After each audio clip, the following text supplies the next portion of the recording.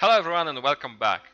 Today we continue on with the coverage of the KOTE 8th edition with the first round and the featured game KOTE The WolfpACk against Team Exalted the Grumpy Buggies. And as I've spoiled a little bit in the previous episode, today is the captain's game. So without further ado, let's meet the players.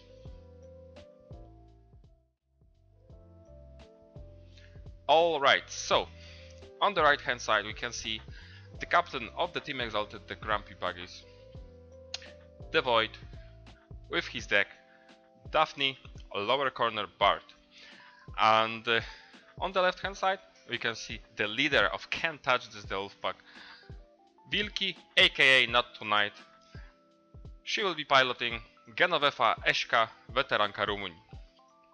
And as it was shown in the previous episode, if you actually miss it, it's gonna pop out right here in the top right corner, so definitely check it out. But the Void must win this game to basically make those hopes of winning the match for the Grumpy Buggies being still alive. So let's see what he brings for this game. And boy oh boy, another Heart of the Forest. They should probably concern actually naming themselves Team Exalted Hearts of the Forest or something, but jokes aside, let's deconstruct this deck. So as in the Novelty Boys case, we see the Heart of the Forest key cheat core and a Full Moon and a bunch of creatures, some Ember Pips to go with in the Untamed. But the key card that is actually, in my opinion, a game changer in the Void deck is the Punctuated Equilibrium. Of course, you can say that sometimes you can't play it in the late game because you have some of your combo pieces and you don't want to discard them. But what's different the Novelty Boys deck and the Void deck is the supportive houses. We have Logos and Sanctum instead of this and Brobnar, I believe. So we see Logos, we think, maybe there's some sort of archiving going on there.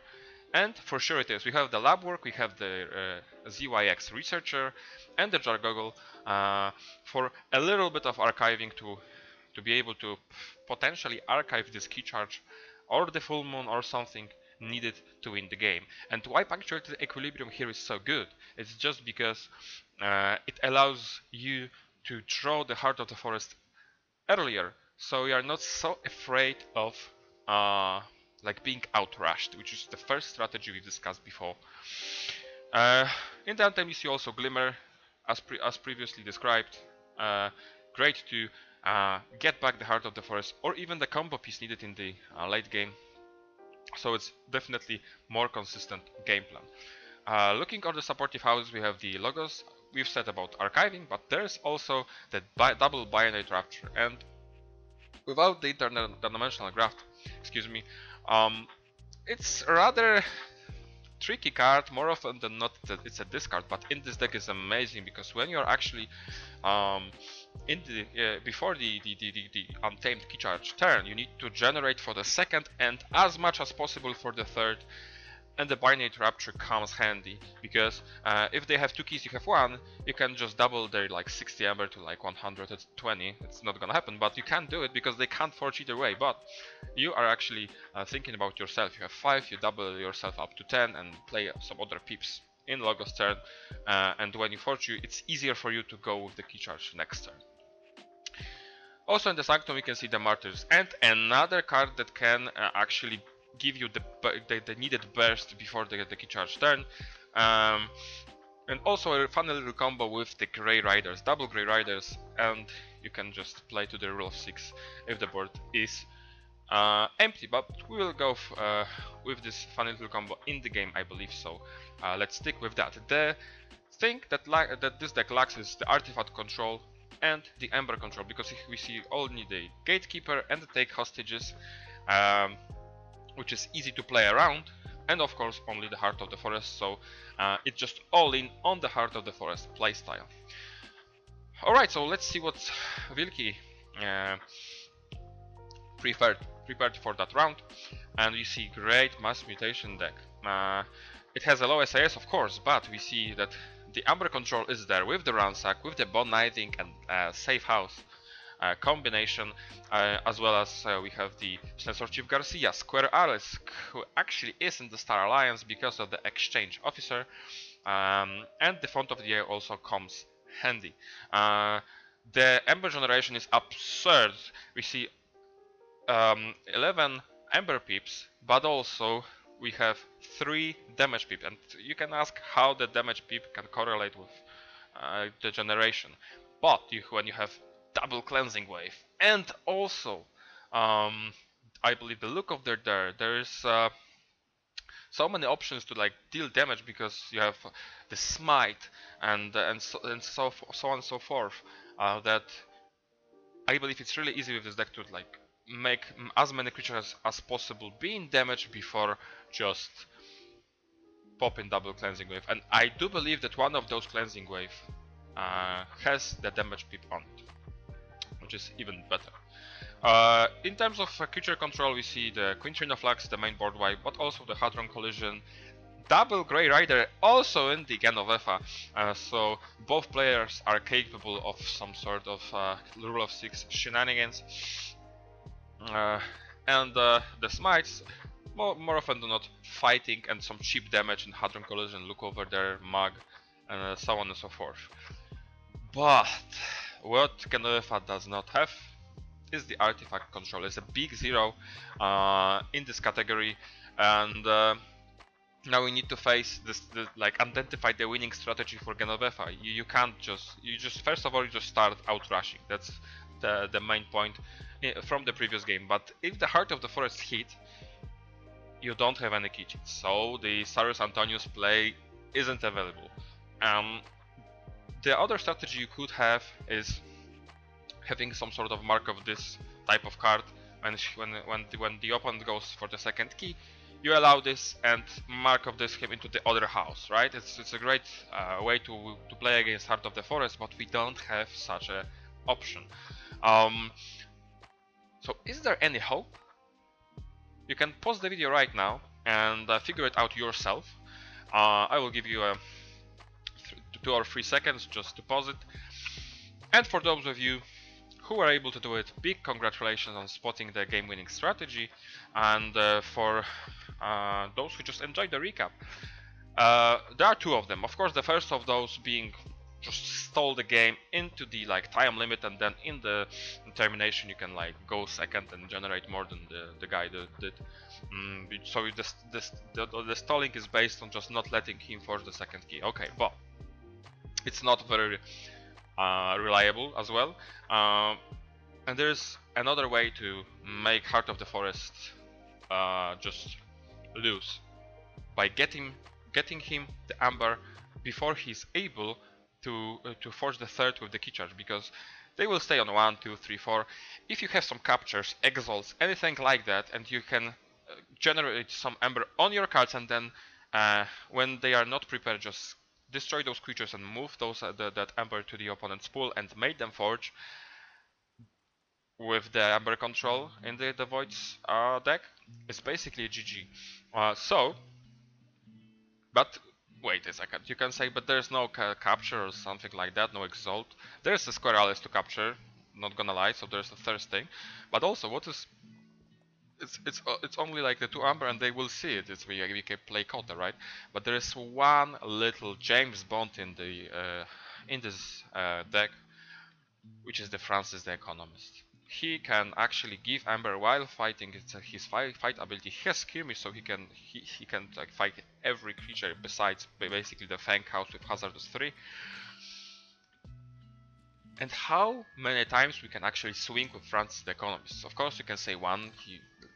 When the creature is used, it gets exhausted. But in the Sanctum House, we see the Grey Rider being so handy. We have double Grey Rider, so we can ready and fight in the Sanctum House twice, and then the Smite give us the third swing. So whenever the Void is 3 Amber close to the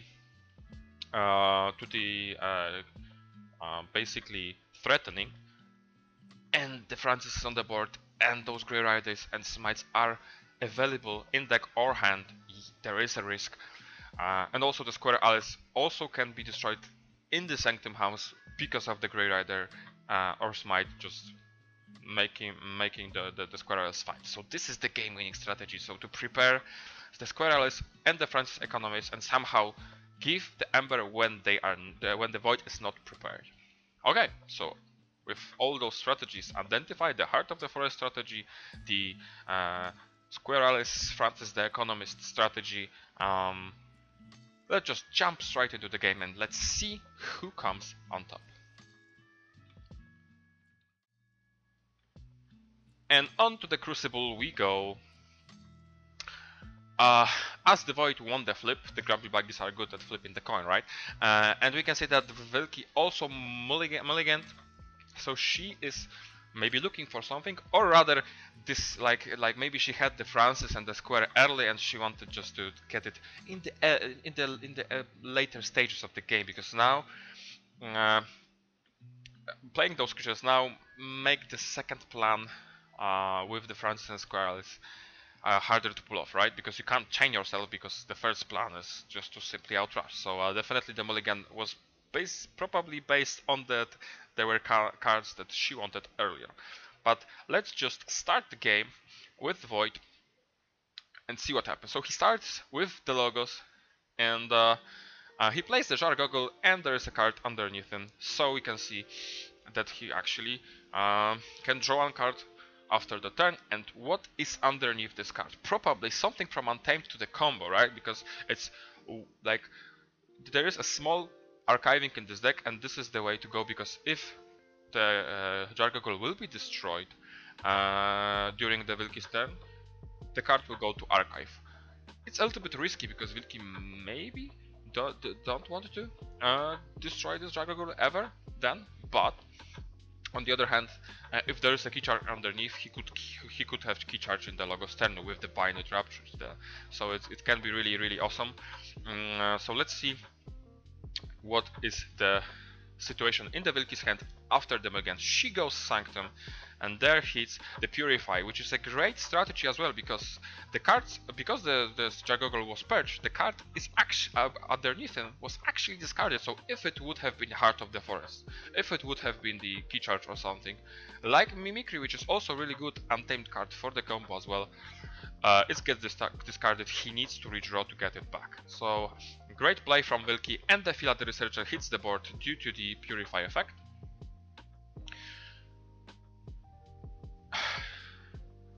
So the Purify effect of course has hit because the Jar Goggle is a mutant, right? But let's see. This was the only play, so she was like trying to hit the key card. Mimicry is not the best one, but let's go with that. We see the Grey Rider being played, so he draws a card because the Grey Rider was played adjacent to the Phila. We have the Hallowed Shield, and the second Grey Rider comes into play. So there's the rule of 6, 2 Grey Riders being played, and now 4 Reaps. So he will end his turn with 5 Ember on.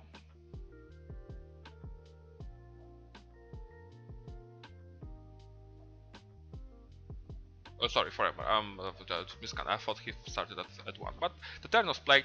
We can see that Vilki starts his turn with the Shadows, and the Safe House hits the board. So whenever the Bone, I think, will be in the hand, she will be able to archive it for the later, for some control, for some ambush control. And we see the Dino Thief with the Exalt mechanic being able to destroy the Grey Rider. And maybe if the Dino Thief will stick for a longer period of the game, when the Void will have the first key already, this 1 Ember can be handy to give it back to the Void when he will not expect that. Then she plays Look Over There, and she destroys the Phila the Researcher from the damage pip on the Look Over There, and then uses the effect of the Look Over There to deal 2 damage to the Dino Thief to steal one. She's trying to rush right now. She ends the turn, and there is the Untamed from the void. They're everywhere, destroying the Dynasties early, no problem. Uh, from this Amber on this creature. Later, we see also the Fang House being played. Will he go on check? There is a Marmoset Worm, but he needs one more Ember to go on check for the first key in this game.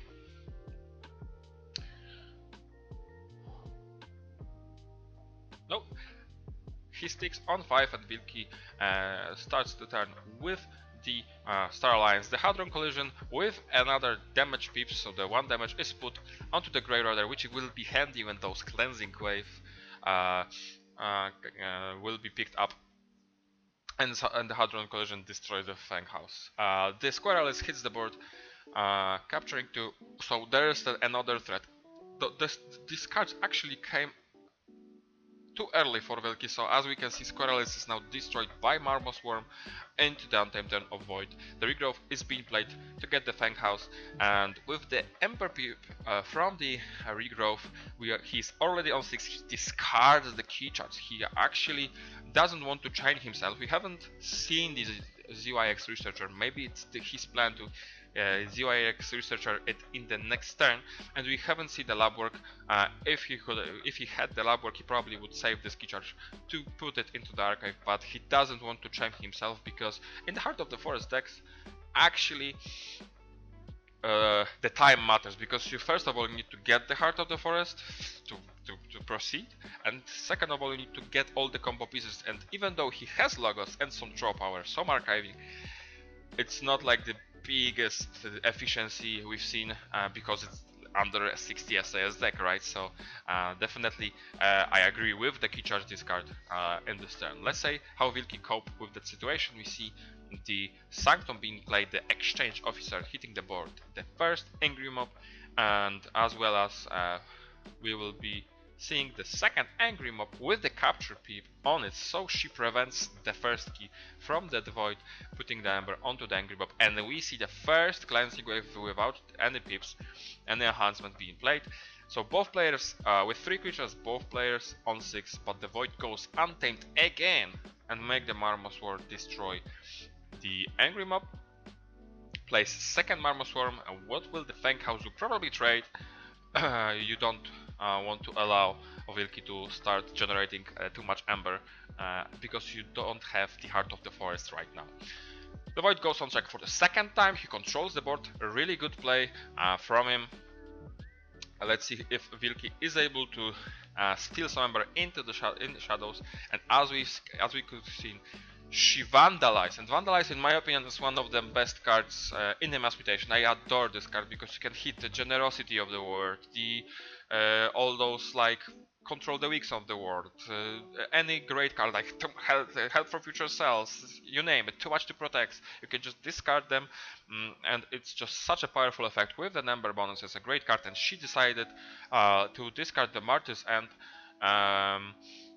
you know, in the Crucible we can't see all those 3 options that she had, but this card is definitely one of those that actually the Void would prefer to have. Maybe not now, because there's no Heart of the Forest and there's no combo pieces, and the key charge is that this card, but that card could just basically made him be probably as fast as Vilki, maybe, but without the Amber control, I don't know. Let's proceed. She plays and the Mutant Corpus and ends the turn with the check on 6. So as we can see, the first key was actually forged by the Void in this matchup, and he goes Logos with the standardized testing, destroy everything but creatures with 3 power, now with the being Hang House and Mutant Corpus. Then he plays Library of the Bubble, which will allow him to draw some cards. There is a Salesman Entangler, which is a really great artifact because in the future, if Vilki actually manages to create a board of like some sort of like a number, a good number of creatures that allow her to reap a bunch and start rushing, this artifact just turns off the reaping in the house. So it's amazing to just stop the opponent from such a play.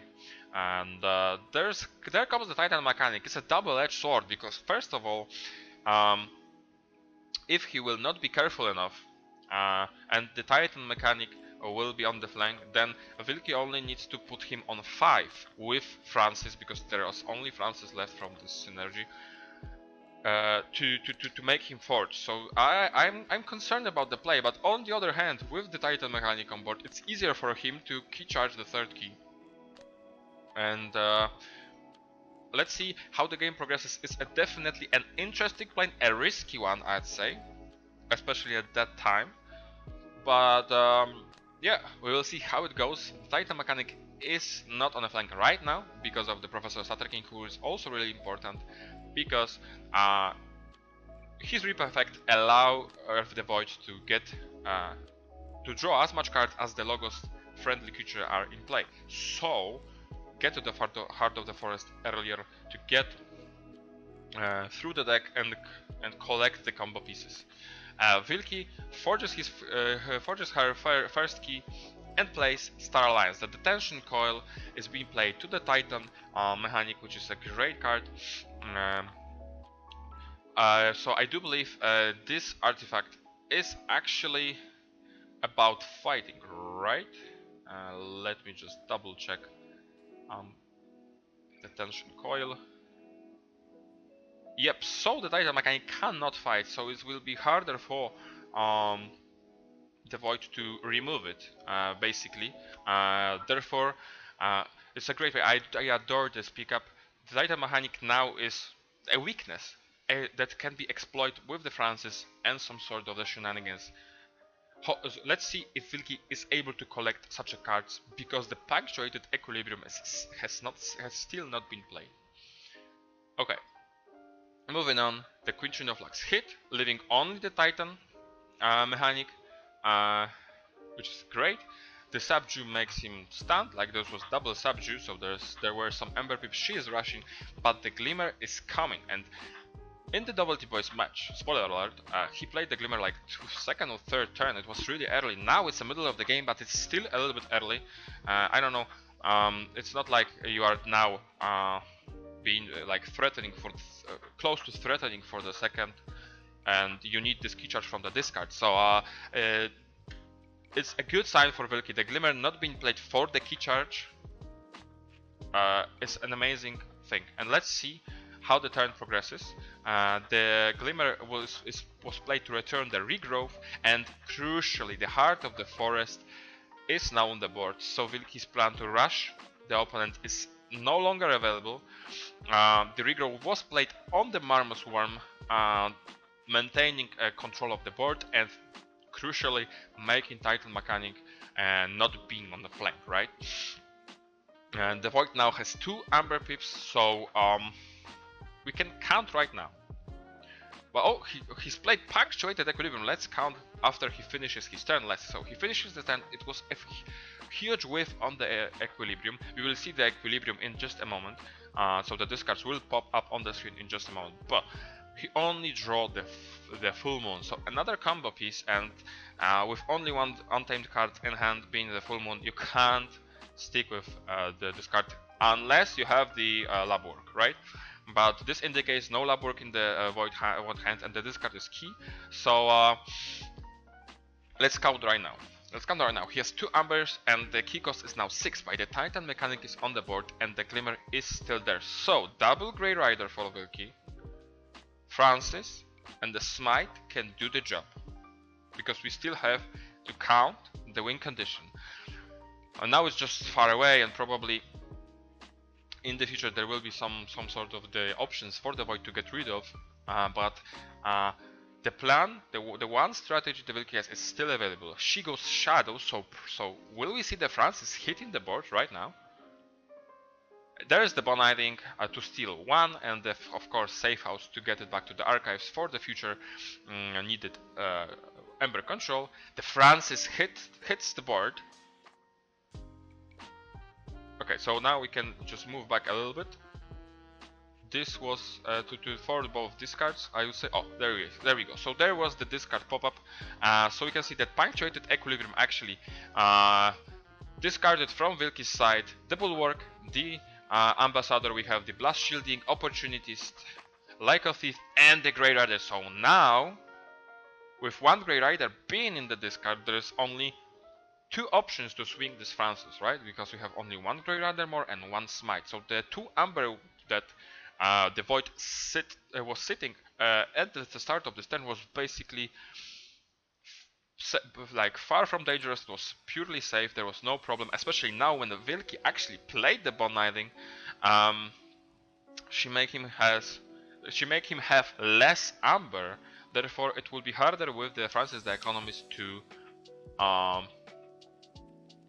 proceed, right?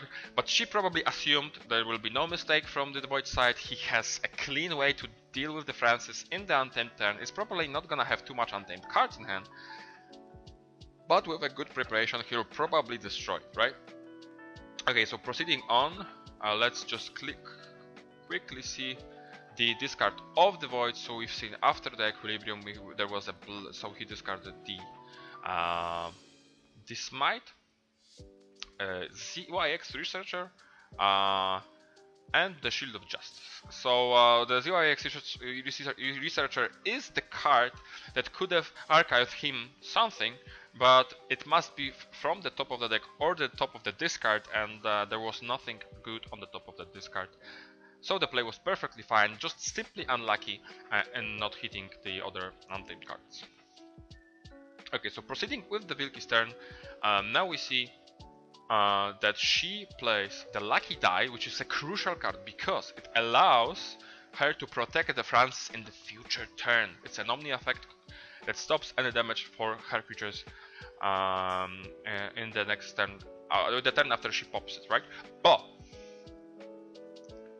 the Marmos Worm is still there, and the Mag being played onto the Titan mechanic makes her threaten with the 6 Ember on 5 key cost. So if the Void is probably thinking of stopping her, but I don't think he probably will be, or maybe tax her, he must play the creature on the right hand side. But in my opinion, now the clear target is this Francis the Economist, and if he can't actually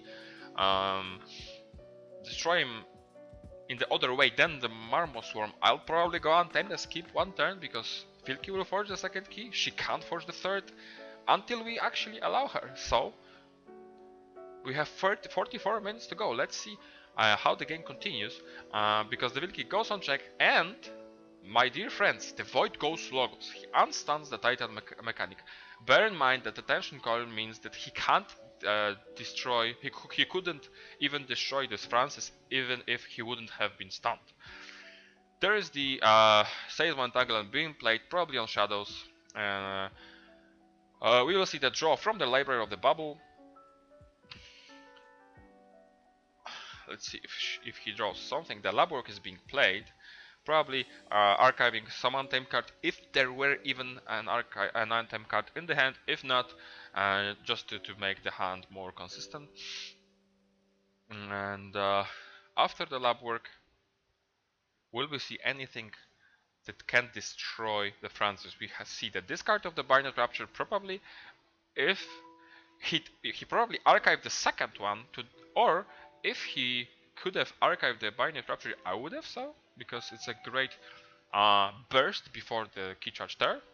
But the thing is, first of all, Vilki will forge the key for 5, and second of all, the Francis is still alive, and the Void is of course being safe on 2 Amber, because the Francis can only swing twice. Remember, there's only Smite now and the Grey Rider, so leaving the Francis is a little bit of the playing with fire, because right now she can just go Shadows, she can just fight with the Francis, make the Void being at 3, and then just pick up the Lucky Dice. Just use the Lucky Dice. He can't forge.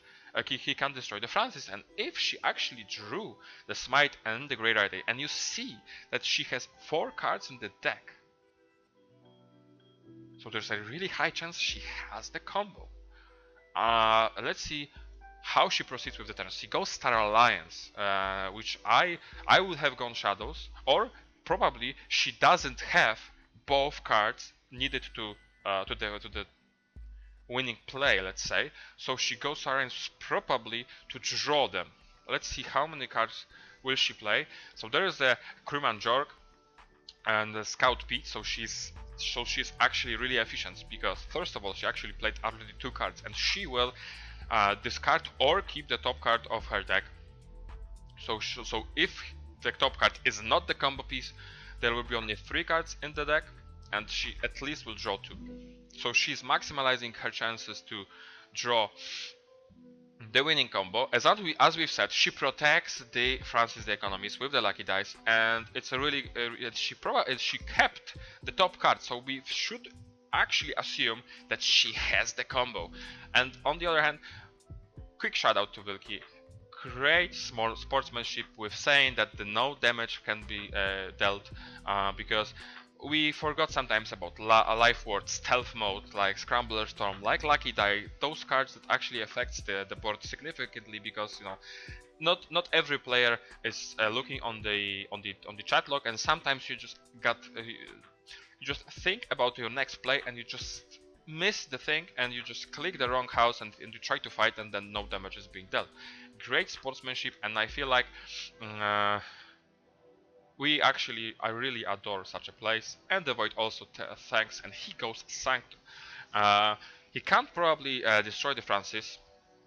There's the Hadrian's Wall and a second Hallowed Shield. We see Chale being played. So and the key thing in this turn, which I actually hate. Up to this point, up to the point with the Francis shenanigans, the Void played perfectly. I would have killed him, but when he's only on 2 Amber, leaving it on the board is still fine and it's still not a mistake. But now, in this Sanctum turn, when he probably should have assumed that the winning for Wilkie combo is in the hand, she just need for him to generate 1 more Ember. He plays the take hostages, like after some 7 seconds of thought. I feel like he played it too fast. He haven't counted on it. I don't know what happened. And the Chale being played on in the middle rather than on the flank doesn't make a difference, because if she has the combo, she will destroy Chale because of the first swing with the Grey Rider and the Smite. So this is not a mistake. The positioning is not the mistake here. The mistake is playing those hostages. And now, ladies and gentlemen, the only question for the Can't Touch This the WolfpACk is, does Wilkie have Smite and the Grey Rider to play? She goes Sanctum. She plays Font of the Eye, which is now, in my opinion, a little bit meaningless. And there is the Grey Rider being played. I assume close to the Francis. The Francis is going to hit the Chale. So the Void is now on 4. And the tension goes, and the Smite is being played. Ladies and gentlemen, the Francis is gonna destroy. It's gonna destroy the Chale as well as leave the Titan mechanic on the board. The Void is on 5. The Void is on 5, and he is going to forge his second key. The Vemos Lightbringer destroying actually nothing. There's no elusive creature in here. Just to end the turn, and there is a nicely played for Void. He missed that opportunity for Wilkie, I do believe, because he just played probably too fast. I feel like up to this point he played pretty much perfectly, so it's not like he just like casually misplayed. He just played too fast. I feel like fast forge is sometimes the problem for the high level players. Sometimes we play too fast, and after the turn we feel like, oh, I missed something, I was too fast, and you have 40 minutes left. Therefore the KOTE format is 60 minutes per game, not like 35, 45. It's 60 minutes per game, and I don't think like anyone went to the termination in the KOTE 8, and we did not, when we played in the KOTE 7, we did not, and we were tanking a hell out of our opponents, because we were in many matches, the Repouts, the Knowledge's Powers, the Team SAS, even the Atlantis, we were actually the underdog in many of those best of 3 series, and we needed to do some mistake. We needed to think the best line, because each mistake can cost the game entirely. And here is the opposite. He is a clear favorite because of the Heart of the Forest, and he has just need to just play perfectly, like in the one spot when the Francis hits, with maybe 2 spots with also the Square Alice, and we can count the whole this dino teeth or something, just the creatures that can lose him the game. And playing too fast will forge the second key, and now he will tank. Now is the time when we see that clock is dropping. There is a thank you, and we see that after this play, he actually spent around 1.5 minutes to figure out how will I now proceed with my game plan. And let's see what is his strategy right now. He goes Sanctum. There is a Hallowed Shield for the Marmoson. We see his own Grey Rider. Because he actually reshuffled during the previous turns, so he's actually trying to get to the combo, probably to the full moons of the world, to all those key charges, and he plays the Gatekeeper. And this, I do believe, this is like a butterfly effect. I wouldn't play the Gatekeeper right now. Vilki is on 3 Amber, and your whole control is the Gatekeeper and they take hostages right now. Of course, you can assume that Vilki is too good of a player that if that she will just go on 6, go on check on 6, because only take hostages can then prevent her. But playing the Gatekeeper allows her to just like go full ham on the generation, and if she goes like more than you are actually capable of capturing with the Sanctum in the Sanctum turn, then the game is actually over. And let's remember, she has the generation, like she can do it. And she actually shuffled, and we haven't seen the second cleansing wave. It actually hits the board. This is the cleansing wave with the damage icon on. So she plays a second cleansing wave, and after double cleansing wave, she's at 12, and probably it's too much, because even if Grey Rider sticks and the Gatekeeper, I see only 3 possible fights. And if he actually even redrew with the smite, his own smite, but his smite is in the discard. He can only redraw into the Grey Rider, but it's only 4, and he needs to stop 7 right now. It's actually really hard. The Vamos is actually destroying the Grey Rider, which is a great play. And as we can see, the check on 12, and I don't think that there is even a mathematical chance of stopping the key. And as the Void goes Logos, we know that this game is over. He plays the Binary Rapture, as Vilki says, probably for the YouTubes, for the style points. He then plays Wild Warehome to play ZYX Researcher, and ZYX Researcher Archives, probably the top card, or maybe the discard. I haven't seen, but it's actually meaningless. The artifacts are used, the Salesman Tagler, just to stop the Scout Pit Rip. There's the discard of the Standardized Testing and the filler being played lately. And that's a GG. Vilki wins the game. We see on the log chat right now the GG from the Void, and well played, and also the GG from Vilki as she closes the series really early. It was like a clean performance. She knew the strategy. I'm so impressed with the games and both players. Not just don't get me wrong. I don't say that the Void like blundered completely. It was a game losing mistake, but it was probably the fast forge mistake, the fast keyforge mistake, and his play. I feel like it's some sort of a mistake that happens if you maybe not play the Heart of the Forest on the daily basis. Let's say it's not like your type of deck, but it feels right in this format. And you took it, and you actually just played a little bit too fast. So the butterfly effect came. He haven't killed the Francis when he could have. Then he could not have killed Francis and give this third Amber 1 Ember too much. And Vilki just beautifully capitalized on. So yeah, that's the game.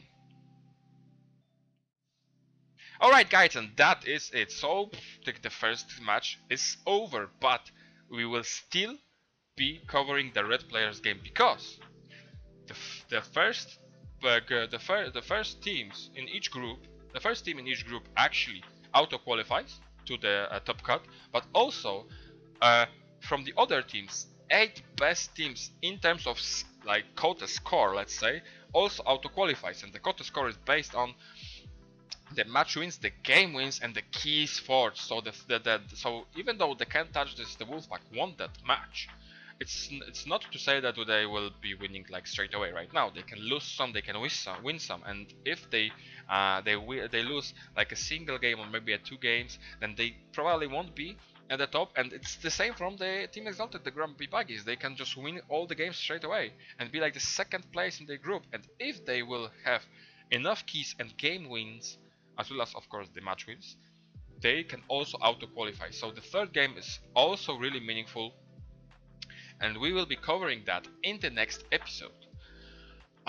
Yeah, like thanks to the Kentages and the Team Exalted, this beginning of this channel is actually the series of how to cope with the Heart of the Forest without an artifact control. It's amazing. I feel like I've learned a lot and I've identified those strategies, so I will be actually able to play against Heart of the Forest better. Hopefully it helps you as well. But yeah, big congratulations to Vilki and the Kentages the WolfpACk. And yeah, with all that said, if you learned something or you enjoyed that video, leave a like and subscribe, and I will see you next time.